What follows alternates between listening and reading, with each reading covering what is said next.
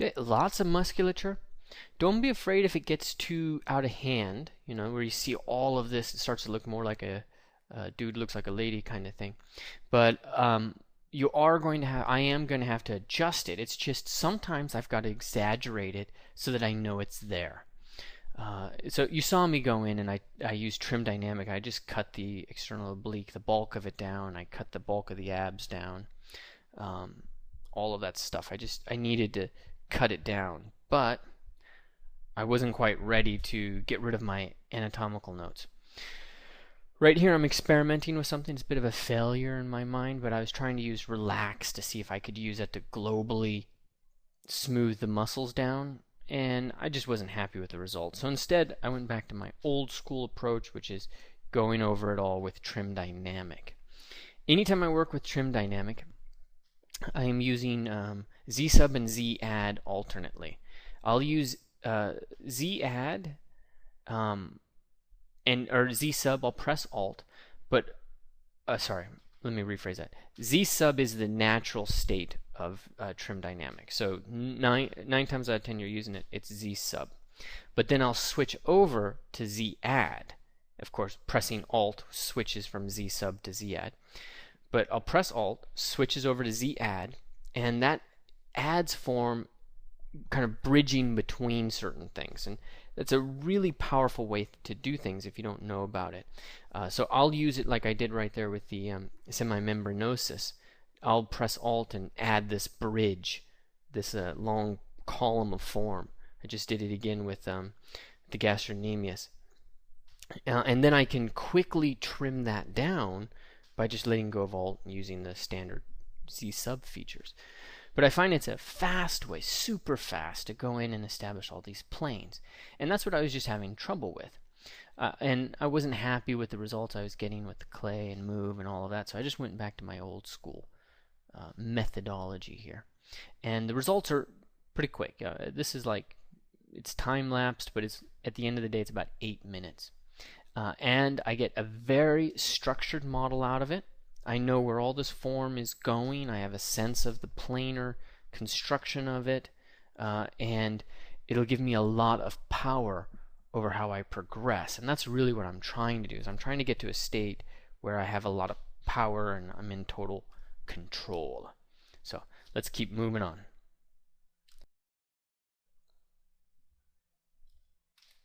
Checking measurements. Always check your measurements. I think that made her a little bit too much like a dude there for a moment, but I'm going to go in and trim her waist down and really just getting the side plane of the abs and the front plane, and really trying hard to establish the planes, you know, the essential planar characteristics. Something you get mostly by, you know, life drawing and sculpting from a live model.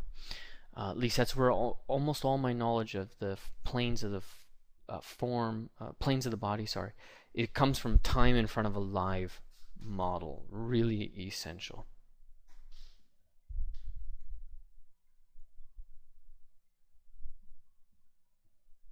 Also find it really important to make sure you create these very specific plane changes. So you saw a moment ago the separation of the triceps from the medial epicondyle, and then I'm establishing the medial epicondyle, and I'm establishing with the front, side, and back plane.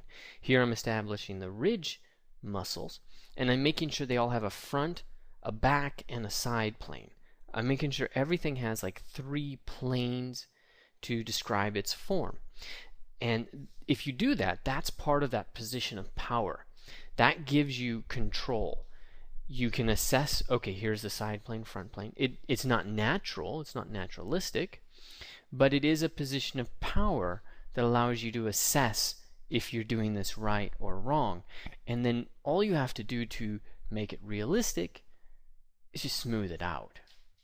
So always keep these things planar, or keep them planar for as long as you possibly can, because when they're planar, you're in control. You have everything in front of you that you need to make that work.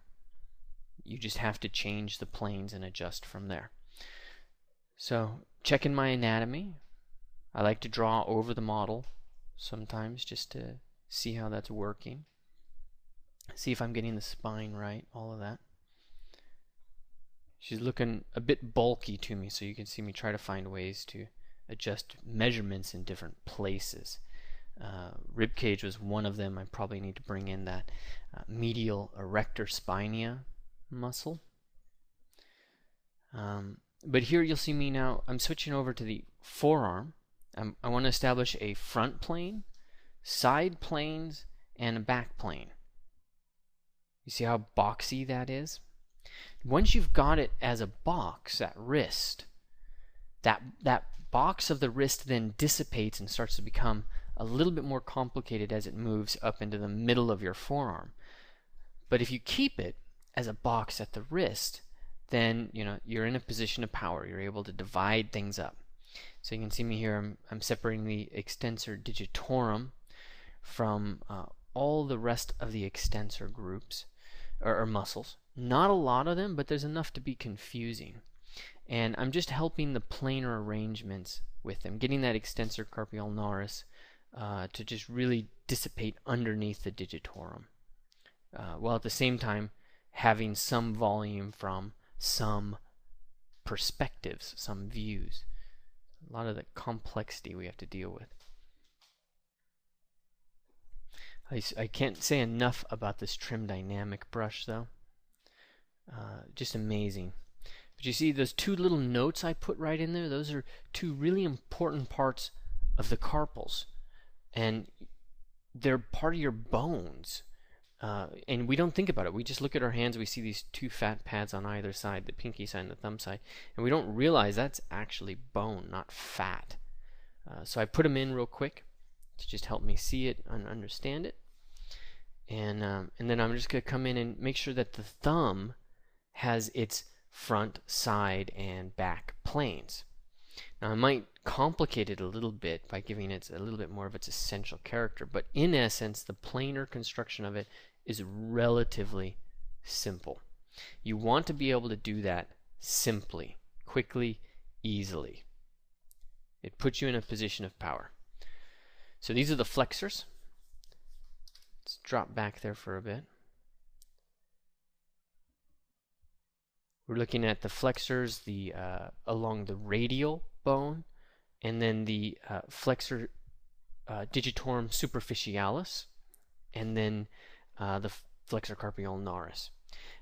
There's another one, flexor digitorum profundus, sorry, and that is deep to the superficialis.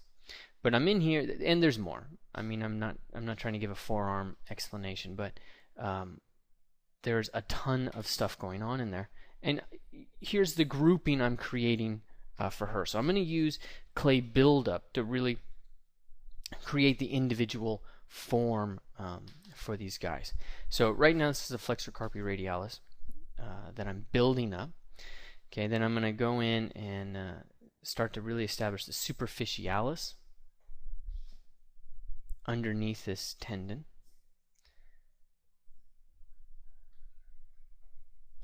And then try to go in and find the ulnaris, and really just build that as it attaches to the ulna. Really, how does it connect to the ulna? How does it bulge out? And it's a pretty hardcore way with clay buildup. It leaves a lot of a mess, but then it's not too hard to go in with trim dynamic and just plane it. Now, some friends of mine have said that with clay buildup and trim dynamic, it takes too long to go in and clean these things up. And fine, fair enough, I totally agree.